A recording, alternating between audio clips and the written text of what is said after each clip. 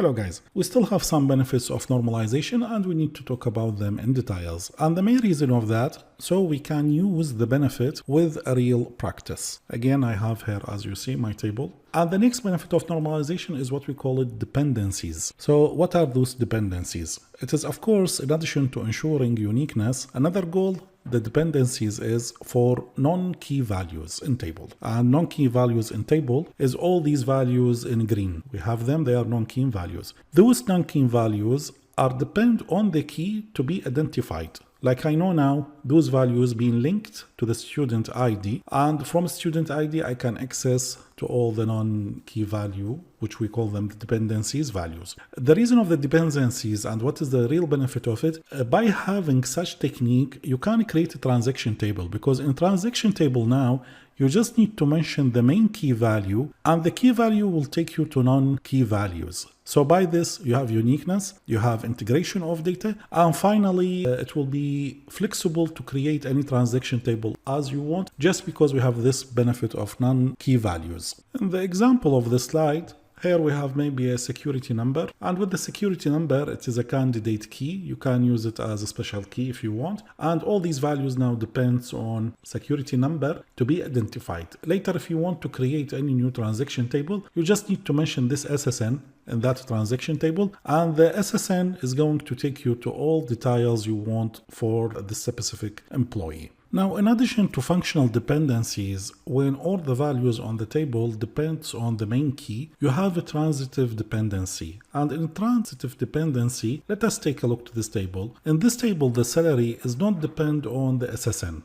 The salary depends on the job title. So I cannot specify the relationship as SSN to salary. The relationship is supposed to be SSN, job title, and job title to salary, and this is what we have it in here. Because the salary here is not depending directly on SSN, it depends on job title. When job title is going to be changed, usually the salary is supposed also to be changed. So this is what we call it a transitive dependency. And when you have such technique, maybe later you need to create a table. In that table, you need to specify job title, and in the second column, you need to specify the salary for each one of these job titles. In complex project, it's very important to define this transitive dependency to be able to build and customize, finally normalize a correct database. Because if we made any simple mistake through the design process, then that mistake might lead us even to error in code and in the logic process, data flow, etc.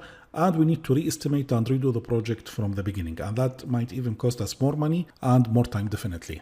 Now, another type of dependency is multi-value dependency. This one, simply think about it like the last column, like here in this case, the salary, which depend on the job title, it might has more than one value. How is that? Now, forget about this example, SSN, job title, salary, and let us see this example. Here in this example, what I will assume for course 1, now this is we consider it as a special key. I have trainer 1, and for this course, we have book 1, and also for the same course 1, trainer 1 need in the second term to teach book 2.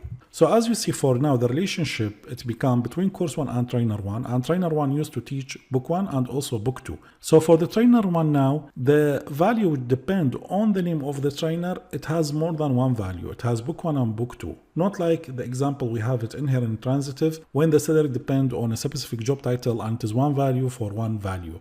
Here we have many value depends on one value. This is what we call it multi-valued. Now you might ask, is that important really to understand? In a big project, yes, this is important, because here when you define these kind of relations, these kind of dependencies, you will know exactly what kind of code need to be developed. And if you are already the developer and you target all of these together, then you can run and write your smooth code. Otherwise, again, expect some problems later when you'll try to follow the data once you try to feed it to your design.